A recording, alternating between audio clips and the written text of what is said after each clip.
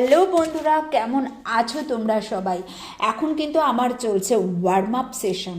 এই warm up সেশনটা কিন্তু খুবই দরকার প্রত্যেকটা এক্সারসাইজের আগে। না হলে কি হয়, আমাদের বডিতে সার্কুলেশন ইমপ্রুভ হয় না, সেটা নার্ভ সার্কুলেশন বলো, ব্লাড সার্কুলেশন বলো, এভরিথিং।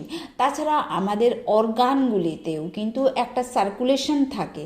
আমাদের বডিকেও জানান দিতে হয় যে আমরা এখন এক্সারসাইজ করতে যাচ্ছি। তাছাড়াও এই এক্সারসাইজের ফলে যে স্ট্রেচিংটা হয়, তাতে কিন্তু আমাদের বডি প্রিপেয়ার হয়ে যায় এক্সারসাইজ করার জন্য, বা এক্সারসাইজ করার ফলে যেই একটা রিকভারির দরকার হয়, সেই রিকভারিটাও কিন্তু ইজি হয়ে যায়। আমরা যদি ওয়ার্ম আপ ভালো করে নিই, এক্সারসাইজ করার পরে যে বডি পেইনটা তৈরি হয়, সেটা কিন্তু একেবারে কম তৈরি হয়। মানে আমরা টেরেই পাবো না যে আমরা এক্সারসাইজ করে নিয়ে। যদি ভিডিওটা তোমাদেরকে ভ্যালু দিয়ে থাকে, অবশ্যই কিন্তু বন্ধুরা কাইন্ডলি চ্যানেলটাকে সাবস্ক্রাইব করে নেবে। তো এখন আমরা শুরু করে দিচ্ছি আমাদের ফার্স্ট এক্সারসাইজ। এই এক্সারসাইজটা করার জন্য আমরা এক জায়গাতে দাঁড়িয়ে দুটো পাকে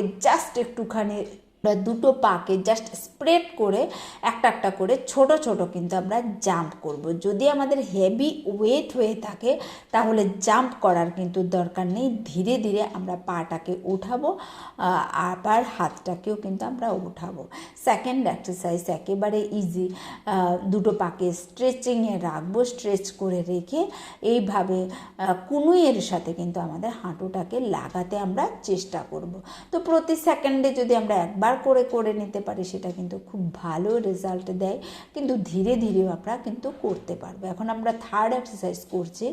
যে এখানে কিন্তু মনে রাখতে হবে বন্ধুরা, যে প্রতিটি এক্সারসাইজ কিন্তু আমরা 10 থেকে 12 বার করে কিন্তু করব, এবং প্রতিটা সেটে 10 থেকে 12 বার করে আমরা কিন্তু 3 থেকে 4টা সেট প্রত্যেকটা এক্সারসাইজের আমরা করব। এখানে যদিও আমি খুব তাড়াতাড়ি করে দেখিয়ে নিচ্ছি, কারণ লং ভিডিও না লোকে দেখতেই চায় না। তাই বলে মানে অল্প সময়ে অনেকগুলি এক্সারসাইজ দেখিয়ে দিচ্ছি। তোমরা কিন্তু অবশ্যই কিন্তু ডাউনলোড করে নেবে, অথবা ভিডিওটাকে পজ করে বারে এক্সারসাইজটাকে করতে থাকবে। এখন ফোর্থ এক্সারসাইজ করার জন্য হাত দুটোকে যেভাবে দেখানো হচ্ছে সেইভাবে কিন্তু এই এক্সারসাইজটাকে করতে হবে। এই এক্সারসাইজটা কিন্তু আমাদের হোল বডির জন্য ভালো। এখন আমরা ফিফথ এক্সারসাইজ সেটা কিন্তু করব। এবার আমরা একবার ডান দিকে একবার বাঁ দিকে কিন্তু এইভাবে করে মানে কুনুইয়ের সাথে হাঁটুটাকে আমরা অপোজিটভাবে লাগাতে চেষ্টা করব। শ্বাস নিতে হবে, শ্বাস ছাড়তে হবে কিন্তু আমাদের অবশ্যই। তাহলে কিন্তু আমরা বেস্ট রেজাল্টটা কিন্তু আমরা পেয়ে যাব। এইভাবে এক্সারসাইজগুলিকে আমরা সপ্তাহের প্রায় প্রতিদিন আমরা কিন্তু ইউজ করতে পারি। তাহলে কিন্তু আমাদের মানে সারা বডি থেকে ফ্যাট তো চলে যাবে, আমরা ফিট হয়ে যাব খুব সুন্দরভাবে।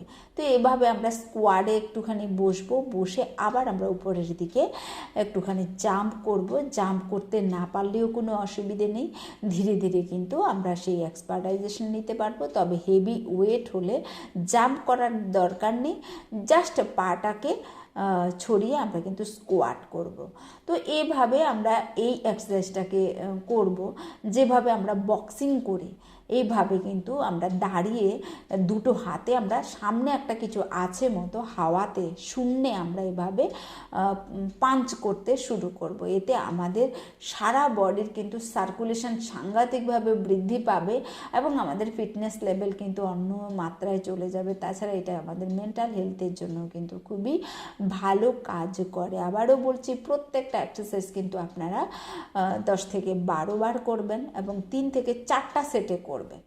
প্রতি সেকেন্ডে কিন্তু আপনারা একটা করে পশ্চার করার চেষ্টা করবেন। এবার যে এক্সারসাইজটা, সেটা আমরা স্কোয়াডে বসবো, ঠিক অপোজিটভাবে একটা হাঁটুকে তুলবো। এবার আমি ডান হাঁটুকে তুললাম, তারপর আবার বাঁ হাঁটুকে তুললাম, এইভাবে কিন্তু করতে আমরা পারবো।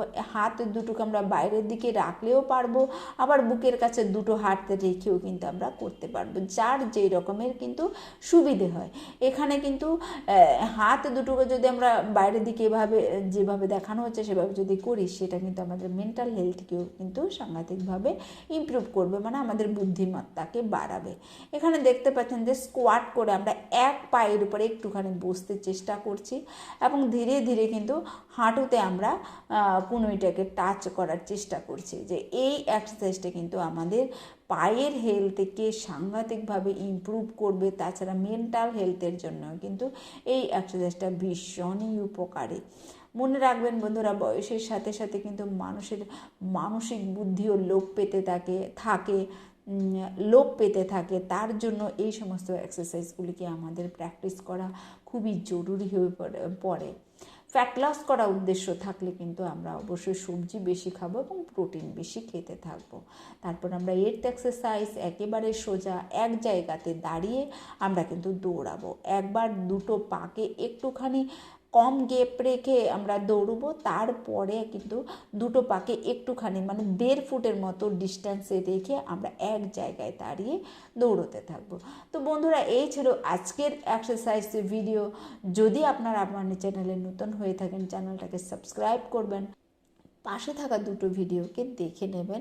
ভালো থাকবেন, সুস্থ থাকবেন, বাই।